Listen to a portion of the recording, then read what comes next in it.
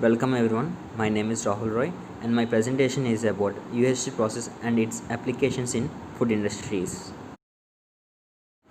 Introduction.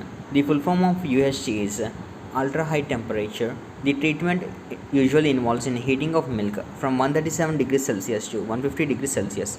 It is a continuous flow process that the temperature for 1 or more seconds before cooling rapidly to room temperature. Then the milk is aseptically packaged in a package that is stable for several months at ambient temperature. The longer the duration of heat treatment, the greater the detrimental, nutritional and organoleptic effects will be.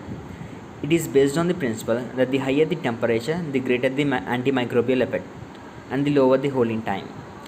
The color changes and nutritional effects due to the reduced duration of heating forms the basis of UHT processing.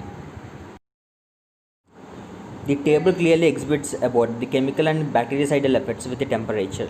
As you can see, the effects of a increase in temperature impacts on both the bactericidal effects and chemical changes. At temperature of 115 degrees Celsius, the time for equal bactericidal effect is 1, whereas chemical changes for bactericidal effect is 100. Likewise, increase in temperature, the time taken for bactericidal decreases relatively with the chemical changes for the same bactericidal effects. It clearly demonstrates that the rise in temperature lowers the foodborne pathogens concentration and less the time taken. UHT treatment. It involves in several heating conditions. It is completely closed process that the product is not exposed even for a second in entire process.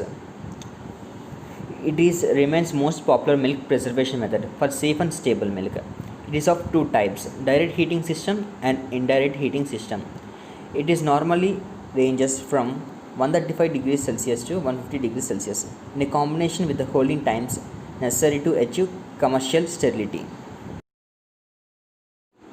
This is the graphical representation of direct and indirect sterilization. The temperature is relative to the time. As you can see, the direct sterilization is represented with the blue color and indirect sterilization with the green color. And the red zone, which is in between the direct and indirect sterilization, exhibits the area of greatest product quality loss.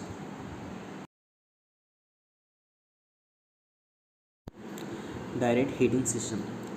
The product is heated by direct contact with the steam of potable or culinary quality, which could be obtained from potable water. The main advantage is that the product is held at an elevated temperature for a shorter period of time. For heat sensitive products such as milk, this means less damage. There are usually of two methods for direct heating. They are injection direct heating system, infusion direct heating system. Injection. High pressure steam is injected into a preheated liquid by a steam injector, leading to a rapid rise in temperature. After holding, the product is flash cooled in a vacuum to remove water equivalent to an amount of condensed steam used. This method allows fast heating and cooling and volatile removal, but is only suitable for some products. It is energy intensive, and because the product comes in contact with the hot equipment, there is a potential for flavor damage. As the above figure describes about the injection direct heating system, the milk is subjected to an injector where a hot steam is passed, and the milk is sent to a vacuum with the help of a pipeline, and in between the injector and the vacuum there is a restrictor which reduces the flow rate of milk through a foamer head. Thus it increases the contact time between steam and milk, and final process milk is subjected out with the help of a milk outlet. Infusion. The liquid product stream is pumped through a discharging nozzle into a chamber of high pressure steam. The system is characterized by a large steam volume and a small product volume, distributed in large surface area of product.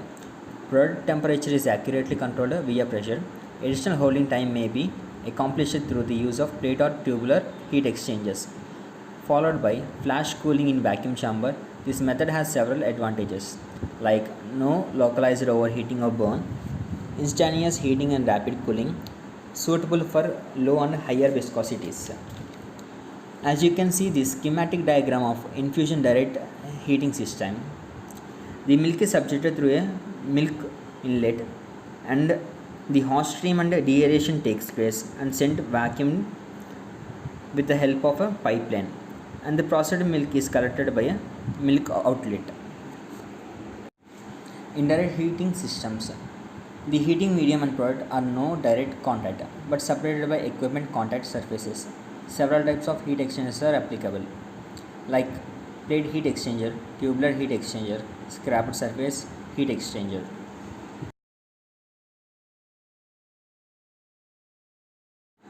Plate heat exchanger.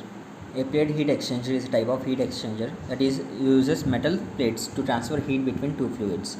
This is a major advantage over conventional heat exchanger in that fluids are exposed to much larger surface area because the fluids are spread out over the plates. This facilitates the transfer of heat and greatly increases the speed of temperature change. The small plate heat exchanger has made a great impact in domestic heating and hot water. Larger commercial versions uses gaskets between the platelets, whereas smaller versions tend to be brazed, similar to that used in HTSC, but operating pressures are limited by gaskets.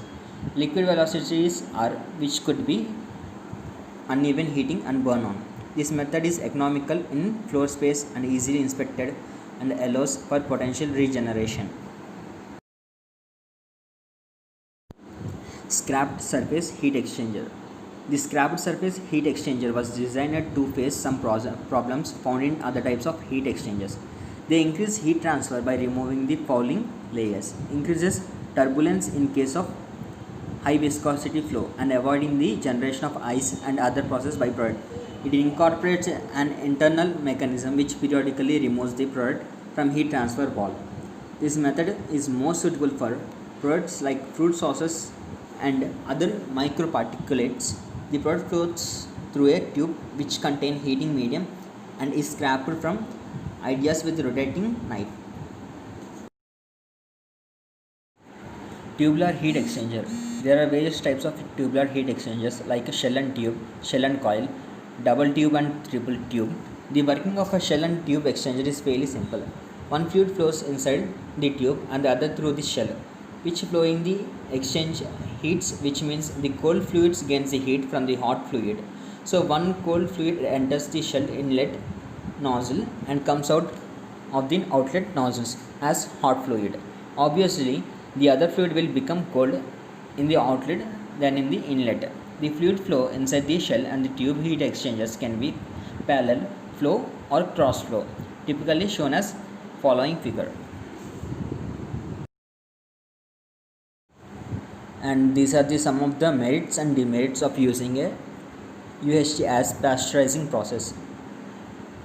Merits are increasing organoleptic conditions, ensures no chance of environmental contaminants, greatly increases shelf life, reduced chance of product damage, ensures from microbial contaminants, aseptic packing. And demerits are loss and damage of nutrients, protein denaturation and Maillard reaction, stale flavor in storage, loss of lysine, production of volatile sulfur compounds, highly expensive. UHT procedure. Standard milk goes through preheating where thermal energy, electrical energy and water is taken as inlet, and the outlets are wastewater, noise and heat. And the preheated standard milk undergoes a heating process, either direct or indirect method, steam injection or infusion, or plate tubular heat exchanger. It holds in a holding cell at a minimum temperature 135 degrees Celsius. And some of the milk goes through a direct method and some of the other milk goes to indirect method. In direct heating method, electrical energy and water is used, and whereas the indirect method of plate or tubular heat exchanger, wastewater, noise and heat are outlets. And after the processed heated milk undergoes aseptic homogenization, where electrical energy is taken as inlet and the outlet are wastewater and noise. After homogenization, the milk undergoes a cooling. The cooling can be done with the help of electrical energy and the outlet is heat. After cooling, the milk is aseptically filled and packaged by help of electrical energy and the outlet is waste. Applications. It is widely applicable to the wide variety of foods in food industries. Some of them are yogurt, cheese and other fermented milk products, milk, flavored milk, cream, beverages and other juices with particulates, dairy formulation, infant food, custard, soups, etc.